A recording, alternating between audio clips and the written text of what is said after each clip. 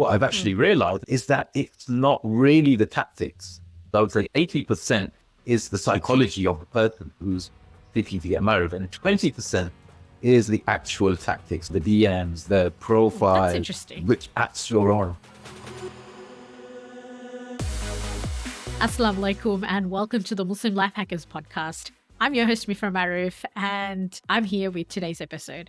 So if you're a single that's looking to get married, then this episode is for you.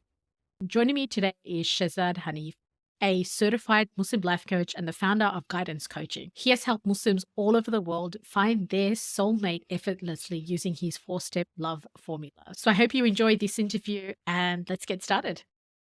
Assalamu alaikum. Welcome to the show. Alaikum salam, Abdullah. Thank you so much for having me. It's an honor. Well, I am looking forward to this interview. I want to start off by just opening up a can of worms because I think even discussing this is like opening up a can of worms.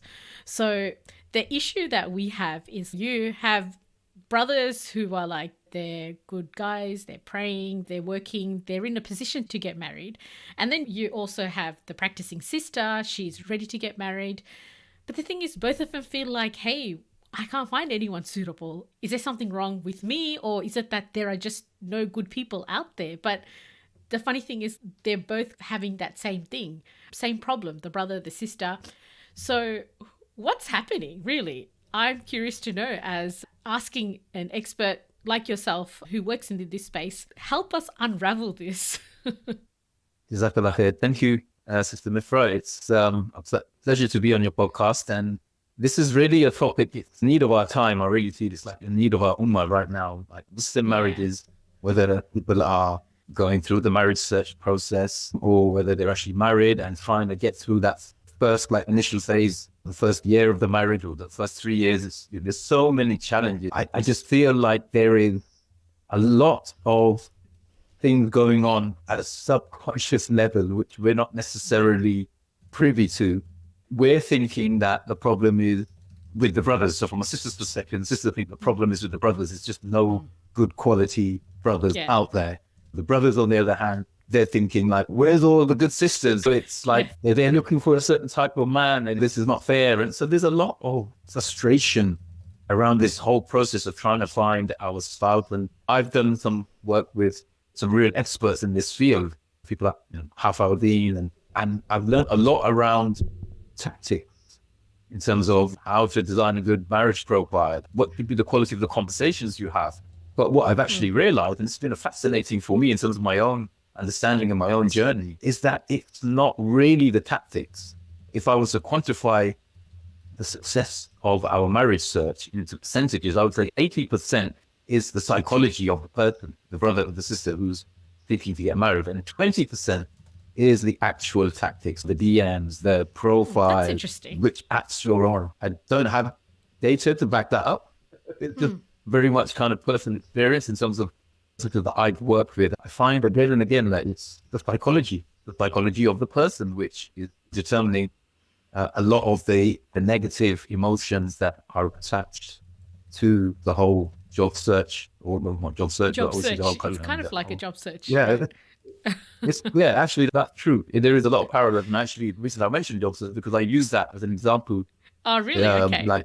To kind of try and get the point home in terms of why people are finding it so difficult to get married. There's a lot of parallels between the marriage search and the job search. It's a really interesting area. It's been fascinating for me. I've discovered so much. And one thing I've realized is that it's not the outward, it's not the external, it's more the internal, what's going on, at a very conscious, but not so much conscious as subconscious level. So what is going on? So it's a lot of it comes down to childhood in terms of the experience that I've had. There's a lot of good brothers and sisters out there, inshallah, God-fearing, practicing brothers and sisters. Let's take brothers, for example. Now, I find that a lot of brothers who are finding it hard to get married, they had an upbringing where, I call it the 3 C's. In their childhood, they experienced criticism. They experienced, to some extent, a parent being very critical of them, being very closed towards them, being very controlling towards them. And then what has happened is that at a subconscious level, they have built this kind of opinion of themselves that they're not worthy of love. And like I said, all of this is happening at a very subconscious level. If I were to say, what is the one reason why brothers are finding it hard to get married, and sisters as well, to be honest, the reasons are very similar. I guess for brothers, it's more to do with their kind of masculine energy. And in terms of the reason why sisters are not getting married, it's to some extent to do with their femininity and how that causes depolarization in terms of the two energies. Which is getting a little bit deep, but I don't want to go too deep into kind of polarization and things like that. I just want to, at a very high level, get the point across that our childhood dictates so much of what happens in our outer world. When I say outer world, I mean the marriage search. That if you're married, then the quality of that marriage. Sometimes our mindset around money and finance, or whether we feel it something which is a good thing, a positive thing, or have we been programmed from a young age to feel like it's a bad thing? I myself went through my early years, did develop some negative emotions around the opposite gender. And because of certain experiences that I had. And for example, we know in our community, narcissism is a big thing. It's a label which we hear so much now. And many children have experienced that growing up, that they may have had a particular parent, for example, who was quite very narcissistic in the way they actually raise their child. And that does have a profound effect on every area of our life. Obviously, we're talking today about marriage search, and why Muslim singles are finding it so hard to get married. The divorce rate in the US, I read somewhere close to 50%. Something crazy high, right? Yeah, that's absurd, right? We're kind of competing like toe to toe with the mainstream now in terms of divorce rates. And the UK, where I reside, is similar. Last time I checked, it's around maybe mid-40s, 45%, something like that. So it's a concern. But I think my message is maybe slightly different to a lot of the kind of marriage coaches or the singles coaches out there who tend to put a lot of emphasis on the tactical aspect of it. And what I'm saying is that all that stuff is relevant, don't get me wrong. Which apps you're on, what kind of conversations are you having, what tactics are you using, how you get your face out there, the DMs, the marriage profile, all of those things are important. But actually, it comes down to, I find, people just not feeling good enough, not feeling worthy. And we look at our relationship with Allah subhanahu wa ta'ala, which is really the core essence of everything for us as Muslims. Allah is integral in our life, in our marriage search as well. But many of us have grown up feeling unworthy of Allah's love, not feeling that He really loves us. And if you don't feel that Allah loves you, that you're worthy of His love and His forgiveness and His mercy, it then makes it very hard for you to be able to reciprocate that love with others, to be able to receive it from others, to be able to give it to others. And it's fascinating. I really have found this has been such an epiphany for me. Every time when I'm on a session with a brother or sister, and I must say that I find this more prevalent with sisters more so than brothers, that when we talk about their relationship with Allah subhanahu wa ta'ala, and we talk about the fact that Allah loves them, and they're worthy of His love, and His compassion and His mercy, and there is a feeling of not being good enough, of not being worthy. And it just seems to amaze me how often that becomes very apparent early on in the discussion, that there's a lot of unhealed, not necessarily always trauma, but there's some healing work that needs to be done based on their upbringing, based on the childhood. So for the brothers, like I mentioned, the 3 C's, then they would have experienced to some extent, in some way, shape or form, some aspects of criticism, control, a particular parent may be closed towards them. Then what that does is subconsciously that makes you feel like you're not good enough. You're not worthy. Something is wrong with you. And you tend to attract people who treat you in that way. And we feel like, why do I always get attracted to someone who doesn't respect me for the person that I am? Is not respecting me as an individual, or maybe is judging me out. And a lot of this is happening, like I said, it's playing out at a very subconscious level because we are accustomed to being treated in a certain way. Our subconscious mind attracts people, attracts that type of behavior into our lives. So it's very normal for sisters, for example, if they had a parent who was very critical of them, let's say they had a father who wasn't really present for them. Sisters tend to generally have quite a strong attachment with fathers or need to have that role of a protector and a provider in their lives.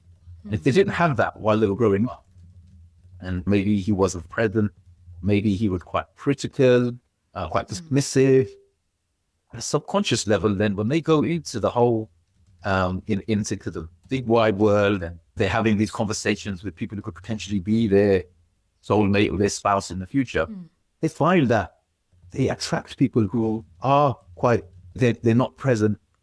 They ghost them in the DMs, that they'll not get back.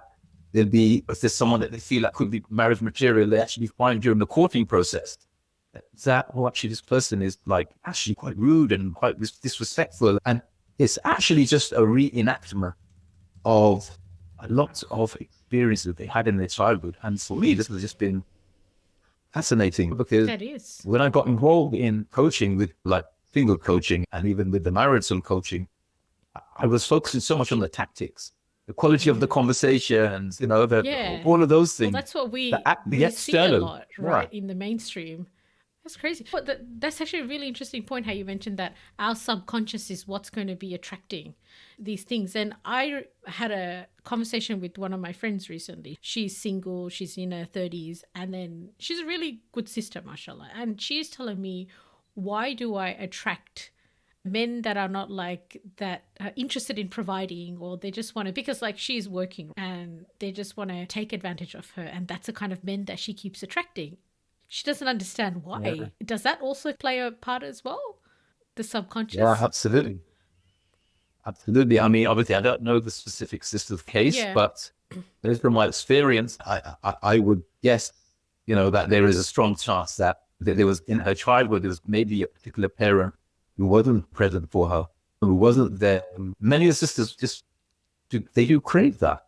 They know that they do crave that attention from a father who will make them feel like a princess and will give them that love and that attention to make them feel good enough, to make them feel worthy. Love from a father, for example, very, much, much easier for them to attract the right person into their life. So with sisters, for example, what I found, I refer a lot to the 3 U's. So for the brothers, it was the 3 C's. For the sisters, the 3 U's. So a lot of sisters have grown up feeling unsafe, not feeling understood, and also feeling unheard, unsafe, and not understood. Interesting. And once again, a lot of that stems from a relationship. They may have had a very uncomfortable relationship with their mother, for example. And this is not, what I don't want to do here is cause fights in people's homes and, Of course. brothers and sisters now going back to their mums and dads saying, oh, you're the cause of the, Of course. that's not the purpose here. We don't.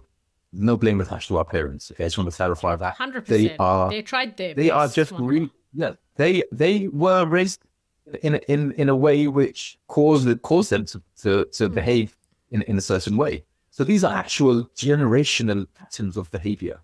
Yeah. These are being passed down generation to generation. So the beauty of this work that I do with my clients is that what we can do actually is say, right, we're going to be the ones that are going to put a stop to this so that our children don't repeat these same generational patterns of behavior. Some people refer to them as trauma bonds.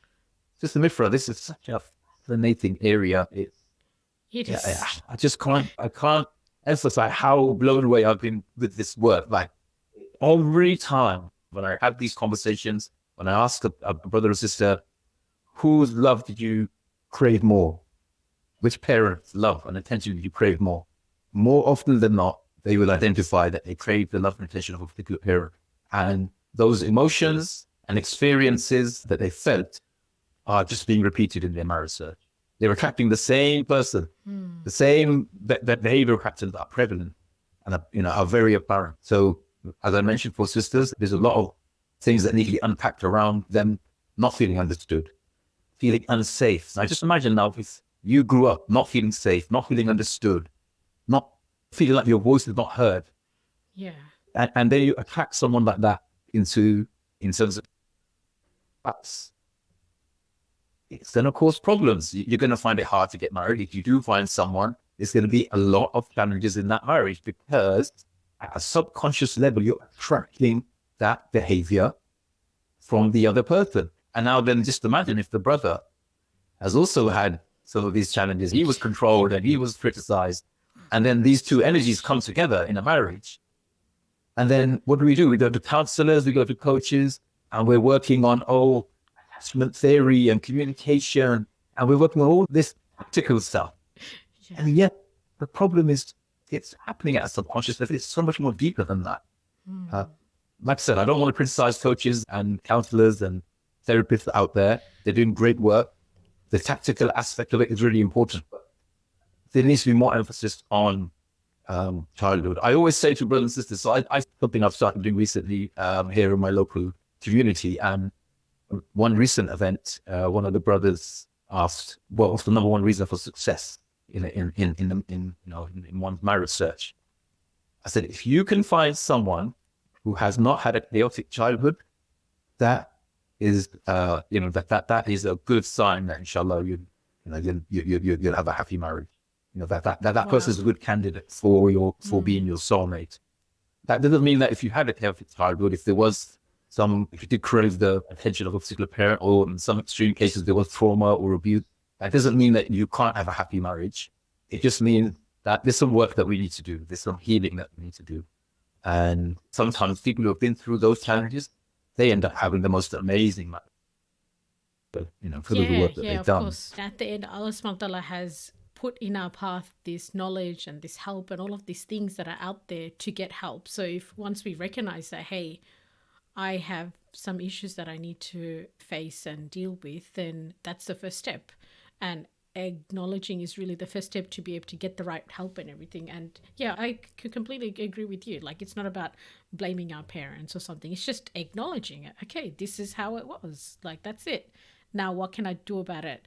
It's very interesting that you're speaking about this area of like childhood and how that has an effect. I completely agree. It's not to say that the tactics don't have a place, but I feel like the conversation has to be balanced out. And by hearing things like from coaches like you, and also hearing tactics from other coaches as well, it kind of balances out that conversation. So the person who is looking to get married knows that, hey, if I have done the best I can with tactics, then maybe I should also look at another strategy. Like, what else am I missing? And this subconscious work is so important. And I started getting into this myself just like this year. Like, I found out about it and I was like, I found out how it really affects me in very subtle ways. And this is coming from myself. I'm being someone who's like been in the personal growth space for many years, right? All very tactical.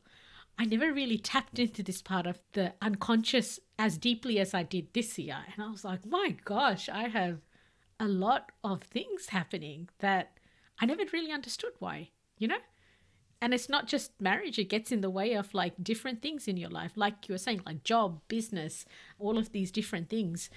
I guess it's so important to address it. And that brings me to my next question, really. So if you've seen that you're having these, you have to start digging into fixing and healing these childhood wounds, would you also consider it as that? Then what's the next step? What do you do about it? Like, how do you find help? Step number one is acknowledging it, like you said. Acknowledging that, yes, this could well be the cause for whatever predicament I'm in. And this could be the fundamental reason why I'm struggling to get married, for example. Yeah, okay. Once we acknowledge it, then I think step two is really accepting as well, because acknowledgement and acceptance aren't necessarily the same thing. Yeah, true, right? You can be in denial. Because you could, yeah, exactly. You could acknowledge it, but then that could cause a lot of resentment. As I mentioned earlier, we don't want to be blaming our parents. Yeah. Because more than likely that they were raised by parents who maybe didn't necessarily give them those ingredients that they needed for a happy, flourishing childhood. That there were certain aspects of them that were missing.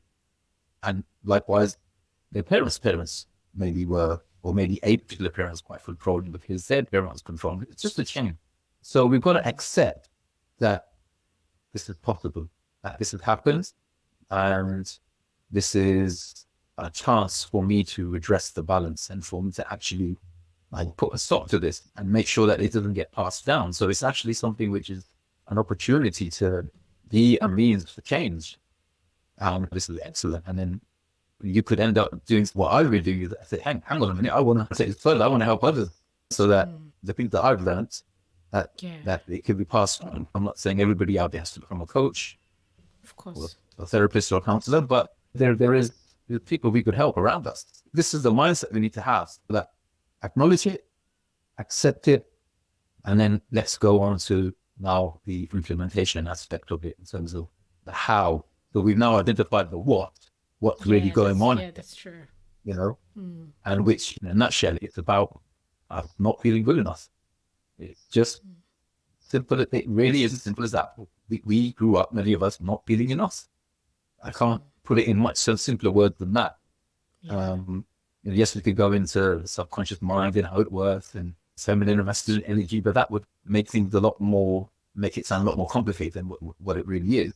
Ultimately, we just grew up having some feelings of unworthiness, just not being enough. So once now we've identified that, then the next step really is, okay, so then how do we actually change this? And I think that's where the role of, counselor or therapist, and some counselors and therapists and coaches are better than others. You just have to find someone who's a good match for you. A lot of sisters will reach out to brothers because it helps them to understand how men are thinking. So most of the clients that reach out to me are sisters, and that's fine. It's not necessarily, I did kind of strategically plan it for that would happen that way, but I feel like it just gives them a brother's perspective. And alhamdulillah, as long as I can be of service, that's fine. But in terms of the actual implementation aspect of it, it really is not difficult. We don't have to do things that we feel uncomfortable doing or things that we're not used to doing.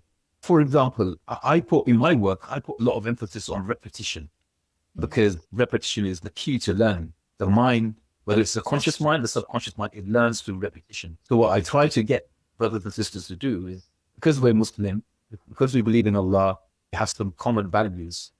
We have this belief system. So I just utilize that. I say, okay, let's spend 5 minutes a day just talking to Allah subhanahu wa ta'ala. And people do this already. They read Quran, they do azkar, they do dhikr. So I just say, just add this component to your recitations or your daily spiritual toolkit, if you want to call it that.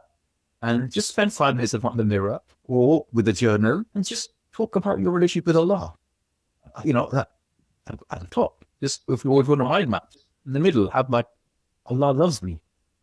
All right. And now because I'm repeating again and again, Allah loves me, then that makes it easier for me to have a very loving relationship with Allah, as opposed to what most of us have is a very fearful relationship.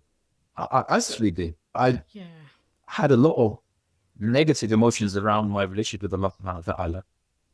You could be praying 5 times, you could be praying tahajjud, yet you don't really feel worthy of Allah's forgiveness. You feel, that because of certain situations, maybe many of us had some things in our past life which we're not proud of. Yeah, there's a sense of hopelessness, right?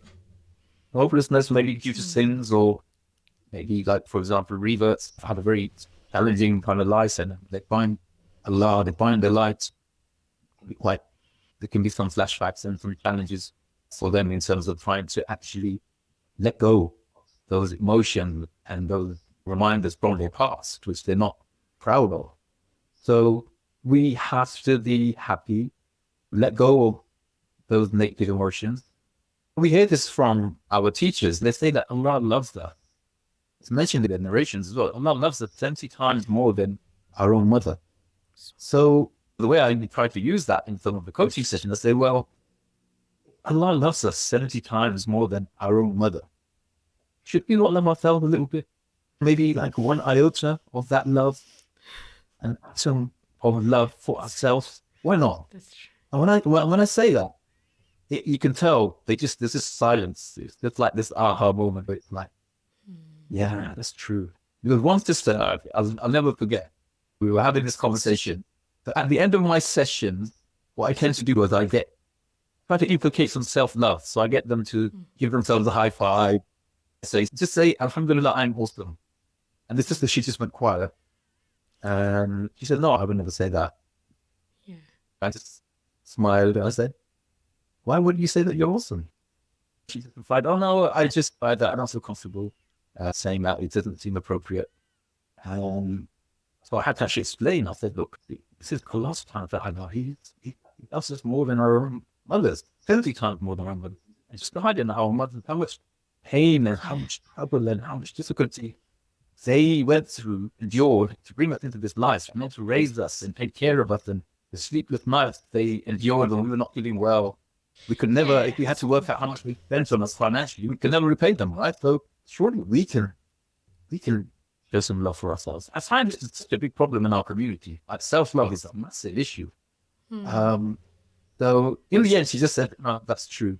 And she kind of said, okay, alhamdulillah. So, that was really nice. But it's a recurring theme. It's a recurring pattern. There is this very negative, some negative emotions around our relationship with Allah subhanahu wa ta'ala, which does impinge on and has a direct impact on this area, marriages. And I really find repetition, as I mentioned, is key here. Yeah, it's like that thing her. about how reminders benefit a believer. So by repeating that reminder, it benefits us, right? Even like that, how you mentioned how Allah subhanahu wa ta'ala's love is 70 times greater than a mother's love. And like when I used to hear that before I became a mother, it was very theoretical, right? But then after I gave birth to my daughter, which was very recently, I never understood how much love I can hold in my heart. Like it's something that you feel after you become a mother. And to know that Allah subhanahu wa ta'ala loves us even more, 70 times more, it's like my heart feels like it's like bursting with love. And I've never experienced that in my life, except after I had my own child. So, and now that hadith, actually like these teachings from our deen, I feel it in a different way, having experienced that as the mother, subhanAllah. It's very powerful, right? So I guess from what it sounds like of all of this inner work and stuff, so it seems like you can't just get married and it solves these problems. I mean, unfortunately, there is some work that we need to do. Yes, some people can get married and then they can work out certain differences. They can reconcile certain situations. But it's just a lot more easier to do this work early doors. It's so much easier. I've struggled in this. I'm speaking personally now. I struggle so much in this area. And my why, in terms of why I do this work, is I just don't want my community, I don't want others just to have to go through problems. I grew up like really craving my father's attention. This is like this work that I'm doing. There's a proof in the pudding for me, because I can resonate to it because of my own journey. All I really wanted was for him to look me in the eye and say, Shehzad, my son, I'm proud of you. And I still remember when I was a kid, I did this essay in English and I got a really good mark for it. And he was having a shave in the bathroom. I went up to him and I said, Dad, look, this is great. Bless him, he was getting ready for work and he just didn't really kind of give me much of a response. But I still remember that to this day so vividly. And what I didn't realize until very recently in my life was that how experiences like that impact us at a very subconscious level. And now I realize that incidents like that help to form emotions around lack of self-worth that I wasn't worthy. And I took that into my deen as well. So when I started practicing my religion, the feelings of lack of self-worth, not being worthy of Allah's forgiveness, were very prevalent. But now I like to spend some time in my day thanking Allah, telling myself that alhamdulillah, Allah loves me, and because Allah loves me, I find it easy to give love and receive love from others. I like to tell myself that I'm worthy of Allah's forgiveness, because I'm worthy of Allah's forgiveness. I find it easy to forgive others, and others find it easy to forgive me. And when I repeat these things, sometimes I look at myself in the mirror and just praise Allah. And some people might find that a bit woo-woo, It's not, personally, I just treat it as a form of ibadah, worship for me when I praise my creator. And there's different ways of doing it. Some people like to write, some people like to affirm things verbally, some people like to visualize, just sit there after their prayer, just think about the blessings that Allah has bestowed them with.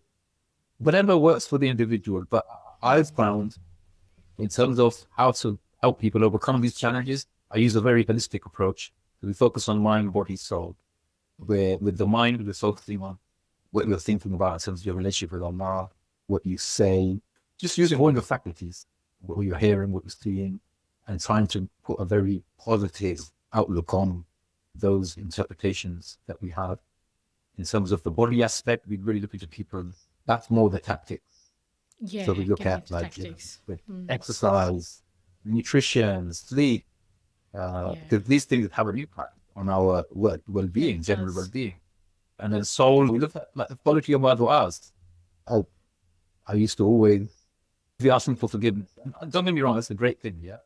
But what about shukr? What about actually starting your du'a with saying, oh Allah, I love you. Oh Allah, I really love you. I really love you. Oh Allah, you've given me so much. You've given me family. You allowing me to repent. That in itself is a gift.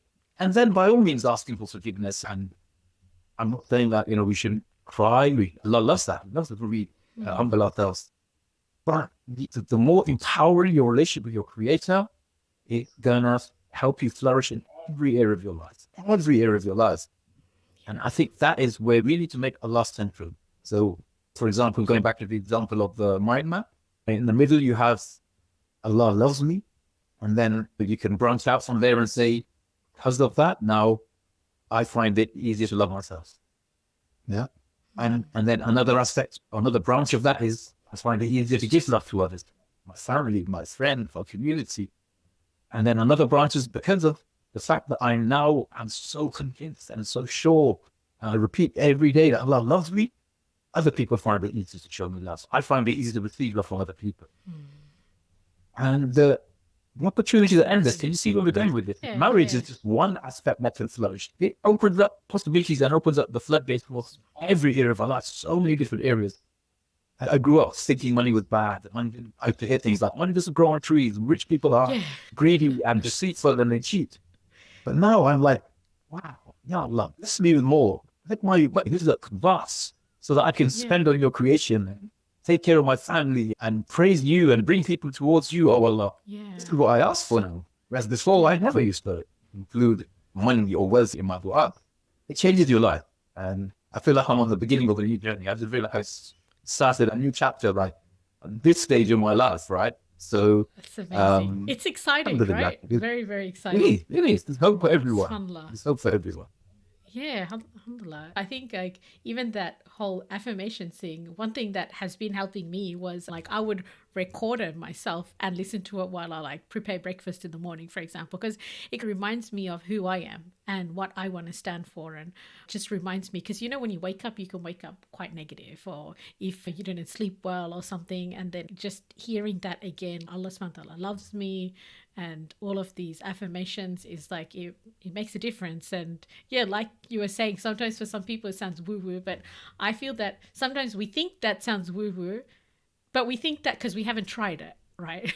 So yeah, but I wonder though, do you find that males will find it even more harder to address this emotional component?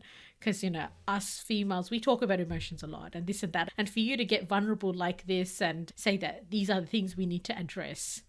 Yeah, it can be a little bit more tricky with brothers, but I think the beauty of our faith is that we all pray, right?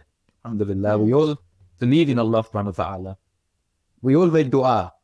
I use a concept called dream du'as, okay? It doesn't matter what this brother or sister, we all believe in the power of dua. We all know dua is the weapon of the believer, right? All I'm saying, and that like nobody can really dispute this, is that we just need to improve the quality of our dua. That's all we're doing. And whether that dua is in the form of journaling, whether it's in the form of actually verbally saying things, whether it's listening like yourself, by the way, I really recommend people do that. They actually listen to something, some kind of audio. Their own voice, brilliant, but some people don't feel comfortable recording themselves. Listen to someone else. Listen to a coach or a mentor or some meditation audio. It doesn't necessarily have to be an Islamic one, as long as you understand it from an Islamic perspective. Yeah. That's the main thing. There's certain audios and meditations that I listen to Muslim, but I turned them into dua, customized it, right? So just make a dua list. Make a dua list. Oh Allah, like, let's give a couple of examples of dream duas that brothers and sisters can make for their marriage. Let's do it. Oh Allah, thank you for blessing me with a beautiful spouse.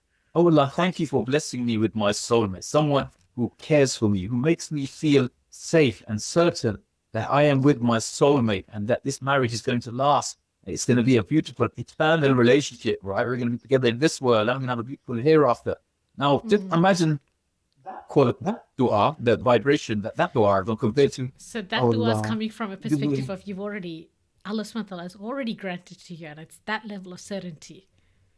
Yeah, because that's yaqeen, isn't it? That's yaqeen. And Allah says to us that I deal with my servants according to the expectation of me. Right? So if we really believe He's going to give, then that becomes like a means for dua to get fast tracked.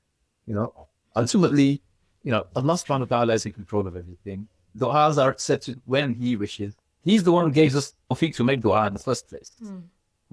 But there are certain occasions, certain situations where du'as can be accepted by Allah subhanahu wa ta'ala like instantly. He's in control. We just need to do our bit and leave the rest to Him.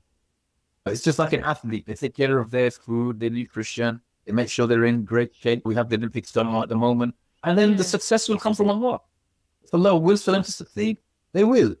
Otherwise, you could be healthy, you could have the best diet and still get a heart attack. May Allah protect everyone. But you do your bit. So we have to do our bit. Make our du'as powerful, with yaqeen, with certainty. Now, compare that to someone who's making dua, oh Allah, forgive me. Oh Allah, why am I not getting married? Oh Allah, where's my soulmate? It doesn't sound very hopeful that having that yaqeen in Allah subhanahu wa ta'ala that He is going to give, because you already feel like, I have to believe it first. And I just feel that's missing. No one can disagree with the power of dua, and I try to utilize that in the work that I do, so that both brothers and sisters can. Very good point. Yeah. I like it. I think I need to start adding that into my affirmations list as well, about coming from a perspective of alhamdulillah, Allah subhanahu wa ta'ala has given me the goal that I want and everything. So that's very powerful. Thank you so much for sharing. I think even if you were saying earlier, like this whole subconscious work, it's not just in marriage that it helps you in getting married. It's having a better marriage, and even in different areas of your life, like you said, money and business and all of this stuff. So very important and great insights. I know that we're really close to ending off the interview, and this topic is really interesting for me as well, but I'm mindful of the time and your time here as well. So let's get to the questions that we ask all our guests. What would you say is one life hack that has improved your life? MashaAllah, so many things. If I could choose one, I would say gratitude. Changed my life. Obviously, as Muslim, gratitude is something which is fundamental in our daily life. We pray, we give sadaqah, we have the 5 pillars of Islam. All of it is related to showing gratitude to Allah subhanahu wa ta'ala. Prayer, for example, we do sujood, we rub our nose on the ground, we bow to Him. That is kind of an optimal form of gratitude. But many of us would do it in autopilot. It's just like going through the motion. We're praying the salah, we're not really focusing on the meanings. That presence, right? Yeah, honestly, it took a non-Muslim. So my mentor was a non-Muslim. I was in a very low point in my life, maybe 5 or 6 years ago, and he started helping me. I couldn't even afford a coach at that time, but he started giving me 10, 15 minutes here and there on the phone. And he just taught me gratitude, honestly. And then I thought, hey, this is how it is. Yeah, I know, right? Like you learn from the mainstream, and then you're like, oh, this is already in our deen, and you connect it. That's what I've been finding as well. Yeah, it's amazing. So it is. It's helped me so much. Just kind of but don't get me wrong, I had lots of challenges in my life. It's not like everything just has disappeared and life is so wonderful. I don't want to paint that picture at all. There's a lot of challenges, but I'm quick to deal with them. But you're choosing to focus on what is good and in a better state of mind when you do that. Absolutely. We all engage in self-talk.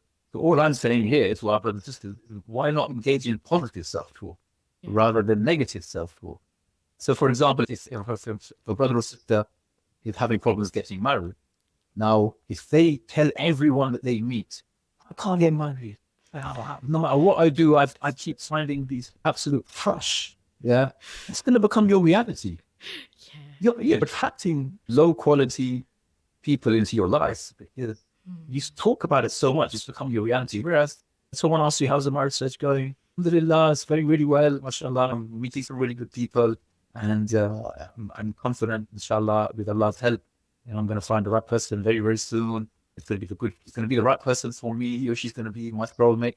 This is the way to engage with ourselves. And this is what I mean. If there's no one to speak to, or if you don't like writing, mirror and talk to yourself in a positive way. It helps so much. It does. Self-talk is really important. 100%. Very important. So if we were to move on to the next question, what would be a book or a video, something that you watched online that has helped you level up in your life? I must admit, I'm not really a reader. I like to work with the mentors who've read the book. Fair enough. Just Because it helps with implementation. I like to work with people and practically implement what they've learned. But alhamdulillah, I've learned the Quran, the hadith of the Prophet ﷺ are amazing experience that guides for us. I had some amazing mentors from the religious aspect. Alhamdulillah, that's a really amazing teacher. And then I've had some really good mentors. I've benefited from people like Tony Robbins, for example. In terms of my coaching journey, I would say books like Unleash the Power Within have really helped me to reinterpret some of the things that are going on in my life and understand things, which is a book by Tony Robbins. That helped a lot. I actually came across a Tony Robbins video on YouTube where he transformed someone's marriage in 6 minutes or 8 minutes or something. The live sort of intervention that he done. And when I initially saw him, I wasn't really impressed. Huge, giant American dude, he's singing blindly, swearing and all sorts, and some of the terminology wasn't necessarily very appealing from an Islamic perspective. But because of certain situations that I was going on in my life, I thought, okay, let's just hear this guy out and see what's going on. And then came across a video of his where he helped someone transform a marriage within 8 minutes using something called human relief psychology. I kind of, alhamdulillah, sort of incorporated that into my own coaching as well, but from a very much on a kind of Islamic holistic perspective. But it was amazing where he used those 6 human needs to really transform that man's perception and perspective on his marriage. That was definitely, for me, that was an aha moment where I thought, gee, this is something to look into, because I'm going to the imams, I'm going to the scholars, I'm going to the spiritual retreats, and I'm learning amazing stuff, but for some reason I'm finding it hard to practically implement. And then coaching has been a blessing for me in my life to show me how to strategically work on my mindset and try to transform myself within. Whereas before I was thinking that things on the outside needed to change. But I've realized now that if things are positive and if I'm right psychologically, then the outside aspects won't affect you as much. And I can actually change a lot of those things just through my own perceptions and my own reality. So in answer to your question, I would say many books have helped me, but I would say teachers and mentors have probably had more of a kind of powerful impact. You have books and then you have teachers and mentors, because they're there to actually personalize it for you and guide you through it. So there's so much value in that, and so much value in paying the money and investing in yourself, because that investment will bring so much good into your life and change generational traumas, really, and change what's to come. So I think that's a very important thing to look into. Okay, my last question is, where can our listeners find you? Yeah, absolutely. You can go to guidancecoaching.net. We have some free content that you can view, and you can book a free strategy session with us, where we'd be more than happy to help put a plan together for your marriage search. Or, for example, if you're married and you're going through some problems, we can help you put a plan together to be able to navigate some of the challenges that you're going through in the marriage. And like I said, it's about empowering the individual. We give you power back to be able to take control of your life, take control of your marriage search, take control of what's not going right in your marriage. And the beauty of this system is that we don't need anyone else. It's just about reinterpreting some of the events or incidents that happen in your life. We go step by step with our clients to understand what's happened in their lives, which has contributed, and how, and allow them to understand how that may have contributed to the predicament or the challenges that they're facing now. And then we give them a blueprint for success. And then if they wish to want to continue working with us, because it's always easier to have that accountability partner, have a coach in your side, it helps to really fast track the results. But if not, like I said, we offer a free session. They can pretty much utilize the plan that we put together for them in that session and just go with it. And if they choose to go it alone, it's possible as well. People have had amazing results. You can email us. We're quite active on social media, on Instagram. You'll find us under Guidance Coaching 786 on Instagram and YouTube and Facebook. So yeah, just reach out. We'll be more than happy to schedule a free strategy discovery session with our brothers and sisters, inshallah, and maybe share some links with you as well. Thank you so much, may Allah accept all the great work that you're doing. Make it heavy on your scales. And thank you so much for coming on the show. Thank you so much. It's really been a privilege. I never thought all those years ago, many years ago, I listened to some of your podcasts. I never thought one day I might be a guest. So just goes to show, right? If we work on ourselves, anything's possible. SubhanAllah, anything is possible, SubhanAllah. Hey everyone, that wraps up another episode from the Muslim Life Hackers podcast. I really hope you enjoyed our chat today and got some great takeaways. If you like what you heard and don't want to miss out on our next conversations, hit that subscribe button on YouTube, Apple Podcasts, Spotify, or wherever you're listening to this from. It means a lot to us and it helps us reach more people who can benefit from this show. Thank you again for tuning in. Until next time, keep striving and getting better every day.